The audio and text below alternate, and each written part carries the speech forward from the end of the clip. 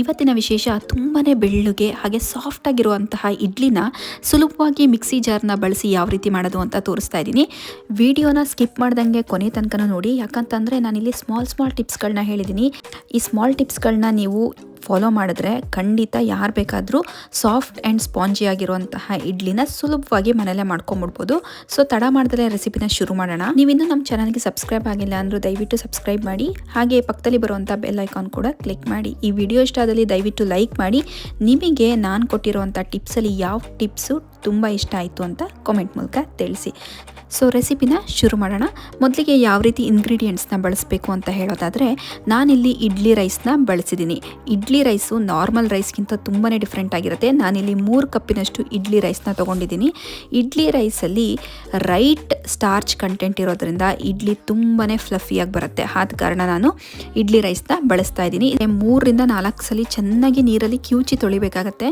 ಎಲ್ಲಿ ತನಕ ಅಂತ ಅಂದರೆ, ನೀವು ಮತ್ತೆ ನೀರು ಹಾಕಿದ್ರೆ ನೀರು ತುಂಬಾ ತಿಳಿಯಾಗಿರಬೇಕು ಅಥವಾ ಟ್ರಾನ್ಸ್ಪರೆಂಟ್ ಆಗಿರಬೇಕು. ನಂತರ ಇದಕ್ಕೆ ಮತ್ತೆ ನೀರನ್ನು ಹಾಕ್ಬಿಟ್ಟು ಮಿನಿಮಮ್ ಅಂದ್ರೂ 4 ಅವರ್ ಇದನ್ನ ನೆನೆಲಿಕ್ಕೆ ಬಿಡ್ತಾ ಇದ್ದೀನಿ. ನೆಕ್ಸ್ಟ್ ಸ್ಟೆಪ್ ಬಂದ್ಬಿಟ್ಟು ಉದ್ದಿನ ಬೇಳೆನ ಯಾವ ರೀತಿ ಚೂಸ್ ಮಾಡಬೇಕು ಹಾಗೆ ಹೇಗೆ ನೆನೆಸ್ಬೇಕು ಅಂತ ನೋಡೋದಾದ್ರೆ, 2 ಥರ ಉದ್ದಿನ ಬೇಳೆ ಬರುತ್ತೆ. ಗುಂಡುಗಿರೋಂಥ ಉದ್ದಿನ ಬೇಳೆ ಹಾಗೆ ನಾರ್ಮಲ್ ಉದ್ದಿನ ಬೇಳೆ ಬರುತ್ತೆ. ಇಡ್ಲಿ ಮಾಡಲಿಕ್ಕೆ ಯಾವಾಗಲೂ ಅಷ್ಟೇ ಗುಂಡುಗಿರೋಂಥ ಉದ್ದಿನ ಬೇಳೆ ತೊಗೊಂಡ್ರೆ ಸೂಕ್ತ. ನಾರ್ಮಲ್ ಉದ್ದಿನ ಬೇಳೆ ಅಥವಾ ಸ್ಪ್ಲಿಟ್ ಉದ್ದಿನ ಬೇಳೆಗಿಂತನೂ ಸಹ ಗುಂಡುಗಿರೋಂಥ ಉದ್ದಿನ ಬೇಳೆನ ತೊಗೊಂಡ್ರೆ ಫರ್ಮೆಂಟೇಷನ್ ತುಂಬಾನೇ ಚೆನ್ನಾಗಾಗುತ್ತೆ. ಇವಾಗ ಒಂದು ಪಾತ್ರೆಗೆ 1 ಕಪ್ಪಿನಷ್ಟು ಗುಂಡುಗಿರೋಂಥ ಉದ್ದಿನ ಬೇಳೆನ ಹಾಕೊಂಡು ಇದ್ರ ಜೊತೆಗೆ ಒಂದು ಅರ್ಧ ಟೇಬಲ್ ಸ್ಪೂನ್ ಅಷ್ಟು ಮೆಂತ್ಯ ಕಾಳನ್ನು ಸಹ ಸೇರಿಸ್ತಾ ಇದ್ದೀನಿ. ಮೆಂತ್ಯ ಕಾಳು ಸೇರಿಸೋದ್ರಿಂದ ಫರ್ಮೆಂಟೇಷನ್ ಚೆನ್ನಾಗಾಗುತ್ತೆ, ಅಲ್ಲದೆ ಡೈಜೆಷನ್ಗೂ ಸಹ ತುಂಬಾನೇ ಹೆಲ್ಪ್ ಮಾಡುತ್ತೆ. ಸ್ಪ್ಲಿಟ್ ಉದ್ದಿನ ಕಾಳನ್ನ ಬೆಳೆಸೋದಾದ್ರೆ 3 ಕಪ್ ಅಕ್ಕಿ ಜೊತೆಗೆ 1.25 ಕಪ್ಪಿನಷ್ಟು ಉದ್ದಿನ ಬೇಳೆನ ಹಾಕೋಬೇಕಾಗತ್ತೆ. ಸೊ ಇದನ್ನೆಲ್ಲ ಚೆನ್ನಾಗಿ 4 ರಿಂದ 5 ಬಾರಿ ತೊಳೆದು ನೀರು ತಿಳಿಯಾಗೋವರೆಗೂ ತೊಳಿಬೇಕು. ನಂತರ ನೀರನ್ನು ಹಾಕಿಬಿಟ್ಟು ಮಿನಿಮಮ್ ಅಂದರೂ 4 ಅವರು ಇದನ್ನು ನೆನೆ ಹಾಕಬೇಕಾಗತ್ತೆ. ಇಡ್ಲಿ ಇನ್ನೂ ಸ್ವಲ್ಪ ಸೂಪರ್ ಸಾಫ್ಟ್ ಆಗಬೇಕು ಅಂತಂದರೆ 4 ರಿಂದ 5 ಟೇಬಲ್ ಸ್ಪೂನಷ್ಟು ಅವಲಕ್ಕಿನ ಅಕ್ಕಿ ಜೊತೆ ನೆನೆ ಹಾಕಬೇಕಾಗತ್ತೆ. ಇವಾಗ ನೆನೆಸಿರೋಂಥ ಅಕ್ಕಿ ಬೇಳೆನ ಯಾವ ರೀತಿ ರುಬ್ಬೋದು ಅಂತ ನೋಡೋಣ. ಮೊದಲಿಗೆ ನಾನಿಲ್ಲಿ ಉದ್ದಿನ ಬೇಳೆಲಿರೋಂಥ ನೀರನ್ನೆಲ್ಲ ಬಸ್ಬಿಟ್ಟು ಬರೀ ಉದ್ದಿನ ಕಾಳನ್ನು ಮಾತ್ರ ಮಿಕ್ಸಿ ಜಾರ್ಗೆ ಹಾಕ್ಕೊತಾ ಇದ್ದೀನಿ. ಇದಕ್ಕೆ ಸ್ವಲ್ಪ ನೀರನ್ನು ಸೇರಿಸ್ತಾ ಇದ್ದೀನಿ. ಯಾವ ರೀತಿ ನೀರು ಅಂತಂದರೆ, ಈ ಐಸ್ ಕೋಲ್ಡ್ ವಾಟರ್ ಅಥವಾ ಚಿಲ್ಡ್ ವಾಟರ್ ಅಂತಾರಲ್ಲ, ಫ್ರಿಜ್ಜಲ್ಲಿ ಇಟ್ಟಿರುವಂತಹ ನೀರು, ತಣ್ಣಗಿರುವಂಥ ನೀರನ್ನು ಬಳಸಿ ನಾನು ಉದ್ದಿನ ಬೇಳೆನ ಆದಷ್ಟು ನುಣ್ಣಗೆ ರುಬ್ಕೊತಾ ಇದ್ದೀನಿ. ತುಂಬ ಸಾಫ್ಟ್ ಆಗಿರಬೇಕು ಆ್ಯಂಡ್ ಫ್ಲಫಿ ಆಗಿರಬೇಕು. ನೀವು ಉದ್ದಿನ ಬೇಳೆನ ರುಬ್ಬಬೇಕಾದ್ರೆ ಮಿಕ್ಸಿ ಜಾರ್ ಚೆನ್ನಾಗಿ ರನ್ ಆಗುತ್ತಲ್ಲ, ಆದ್ದರಿಂದ ಹೀಟ್ ಜನರೇಟ್ ಆಗುತ್ತೆ. ಸೊ ಈ ಹೀಟನ್ನು ಅವಾಯ್ಡ್ ಮಾಡೋಕ್ಕೋಸ್ಕರ ನಾನಿಲ್ಲಿ ತಣ್ಣಗಿರುವಂತಹ ನೀರನ್ನು ಹಾಕ್ಕೊಂಡು ಈ ಉದ್ದಿನ ಕಾಳನ್ನು ರುಬ್ಕೊತಾ ಇದ್ದೀನಿ. ತುಂಬಾ ಫ್ಲಫಿಯಾಗಿ ಬರುತ್ತೆ. ಮಿನಿಮಮ್ ಅಂದರೂ ಒಂದು 5 ರಿಂದ 10 ನಿಮಿಷ ಟೈಮ್ ತೊಗೊಳುತ್ತೆ. ಬಟ್ ಆದಷ್ಟು ನುಣ್ಣಗೆ ನೀವು ಉದ್ದಿನ ಬೇಳೆನ ರುಬ್ಕೋಬೇಕಾಗತ್ತೆ. ಉದ್ದಿನ ಬೇಳೆನ ಸಾಫ್ಟಾಗಿ ರುಬ್ಕೊಂಡಿದ್ದೀವಿ. ಇವಾಗ ಅಕ್ಕಿನ ಯಾವ ರೀತಿಯಾಗಿ ರುಬ್ಬಬೇಕು ಅಂತಂದರೆ, ಆದಷ್ಟು ಸಣ್ಣ ರವೆ ಥರ ತರ್ತರಿಯಾಗಿರಬೇಕು. ಆ ರೀತಿಯಾಗಿ ನೀವು ಅಕ್ಕಿನ ರುಬ್ಕೋಬೇಕಾಗತ್ತೆ. ರುಬ್ಬಿರುವಂಥ ಅಕ್ಕಿ ಮತ್ತು ಉದ್ದಿನ ಬೇಳೆ ಎರಡೂ ಸಹ ಒಂದೇ ಪಾತ್ರೆಗೆ ಹಾಕ್ಕೊತಾ ಇದ್ದೀನಿ. ಆಲ್ರೆಡಿ ಒಂಥರ ಬಬಲ್ ಫಾರ್ಮೇಷನ್ ಆಗ್ತಾ ಇದೆ. ಇದು ಏರಿಯೇಷನ್ ಇಂಡಿಕೇಶನ್ ಅಂತ. ಸೊ ಈ ರೀತಿ ನೀವು ರುಬ್ಕೊಂಡ್ರೆ, ಉದ್ದಿನ ಬೇಳೆನ ಸಾಫ್ಟಾಗಿ ರುಬ್ಕೊಂಡ್ರೆ ಫರ್ಮೆಂಟೇಷನ್ ತುಂಬಾ ಚೆನ್ನಾಗಾಗುತ್ತೆ.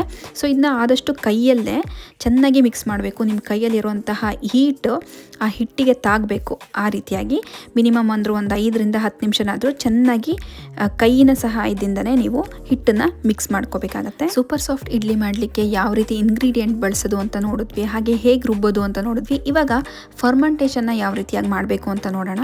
ಹಿಟ್ಟನ್ನು ರುಬ್ಬಾದ್ಮೇಲೆ ಓವರ್ ನೈಟ್ ನೀವು ಫರ್ಮೆಂಟೇಷನ್ಗೆ ಬಿಡಬೇಕಾಗತ್ತೆ.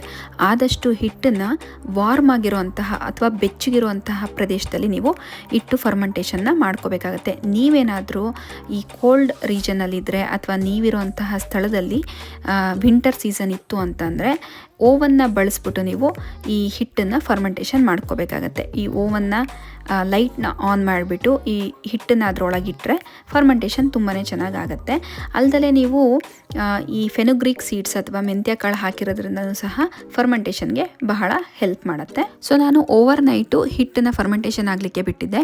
ನೋಡ್ತಾ ಇರ್ಬೋದು ಎಷ್ಟು ಚೆನ್ನಾಗಿ ಫರ್ಮೆಂಟೇಷನ್ ಆಗಿದೆ. ಅಲ್ಲದೆ ನೀವು ಒಂದು ಅಬ್ಸರ್ವ್ ಮಾಡಿದ್ರೆ, ನಾನು ಹಿಟ್ಟು ರುಬ್ಬುವಾಗ ಅರ್ಧ ಪಾತ್ರೆಯಷ್ಟು ಹಿಟ್ಟಿತ್ತು. ಫರ್ಮೆಂಟೇಷನ್ ಆದಮೇಲೆ ಅದು ಡಬ್ಬಲ್ ಆಗಿದೆ. ಆಲ್ಮೋಸ್ಟ್ ಪಾತ್ರೆ ತುಂಬಾ ಸಹ ಹಿಟ್ಟು ತುಂಬ್ಕೊಂಬಿಟ್ಟಿದೆ. ಸೊ ಇದು ಒಳ್ಳೆ ಇಂಡಿಕೇಷನ್ನು. ಅಲ್ಲದೆ ಏರ್ ಫಾರ್ಮೇಷನ್ ನೋಡ್ತಾ ಇರ್ಬೋದು ನೀವು, ತುಂಬಾ ಬಬಲ್ ಫಾರ್ಮೇಷನ್ ಆಗಿದೆ. ಸೊ ಈ ರೀತಿ ಇದ್ದರೆ ಫರ್ಮೆಂಟೇಷನ್ ಪರ್ಫೆಕ್ಟಾಗಿ ಆಗಿದೆ ಅಂತ ಅರ್ಥ.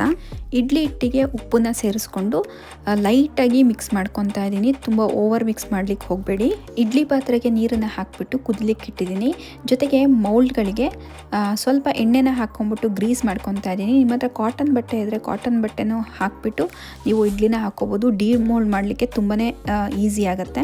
ಇಲ್ಲ ಅಂತ ಅನ್ನೋರು ಈ ರೀತಿ ಎಣ್ಣೆನ ಹಾಕ್ಕೊಂಡು ಗ್ರೀಸ್ ಮಾಡಿಕೊಂಡು ಈ ಮೌಲ್ಡ್ಗಳಿಗೆ ಆದಷ್ಟು ಹಿಟ್ಟನ್ನು 3/4% ಫಿಲ್ ಆಗೋ ತನಕ ಹಾಕೋಬೇಕಾಗತ್ತೆ. ಮೌಲ್ಡ್ ತುಂಬ ತನಕ ಹಿಟ್ಟನ್ನು ಹಾಕೊಂಡ್ಬಿಟ್ರೆ ಓವರ್ಫ್ಲೋ ಆಗೋಗ್ಬಿಡುತ್ತೆ. ಹಾಗಾಗಿ ಆದಷ್ಟು ಒಂದು 70 to 80% ಫಿಲ್ ಆಗೋ ತನಕ ಹಾಕ್ಕೊಳ್ಳಿ. ಆ ನೀರು ಸಹ ಕುದಿಲಿಕ್ಕೆ ಸ್ಟಾರ್ಟ್ ಆಗಿದೆ.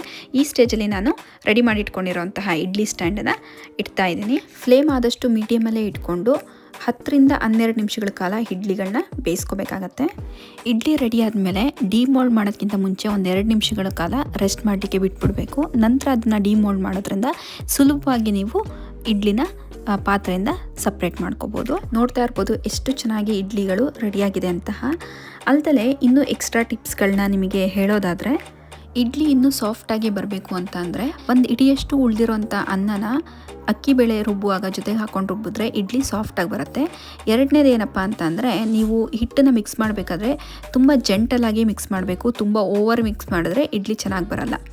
ಮೂರನೇ ಟಿಪ್ ಏನು ಅಂತಂದರೆ, ನೀವು ಉಪ್ಪನ್ನ ಬಳಸುವಾಗ ರಾಕ್ ಸಾಲ್ಟ್ನ ಬಳಸಿದ್ರೆ ಇದು ಟೇಸ್ಟನ್ನು ಸಹ ಎನ್ಹಾನ್ಸ್ ಮಾಡುತ್ತೆ. ಅಲ್ಲದೆ ಫರ್ಮೆಂಟೇಷನ್ಗೂ ತುಂಬಾ ಹೆಲ್ಪ್ ಆಗುತ್ತೆ. ನೋಡಿದ್ರಲ್ಲ ಸೂಪರ್ ಸಾಫ್ಟ್ ಆಗಿರುವಂಥ ಇಡ್ಲಿನ ಯಾವ ರೀತಿಯಾಗಿ ಸುಲಭವಾಗಿ ಮನೇಲಿ ಮಾಡ್ಬೋದು ಅಂತ. ಈ ಸ್ಮಾಲ್ ಟಿಪ್ಸ್ಗಳನ್ನ ಫಾಲೋ ಮಾಡಿ ಇಡ್ಲಿ ಹೇಗೆ ಬಂತು ಅಂತ ನಮಗೆ ಕಾಮೆಂಟ್ ಮೂಲಕ ತಿಳಿಸಿ. ಮತ್ತೊಂದು ರೆಸಿಪಿ ಜೊತೆ ನಾನು ನಿಮ್ಮನ್ನು ಮತ್ತೆ ಭೇಟಿ ಆಗ್ತೀನಿ. Until then take care, by.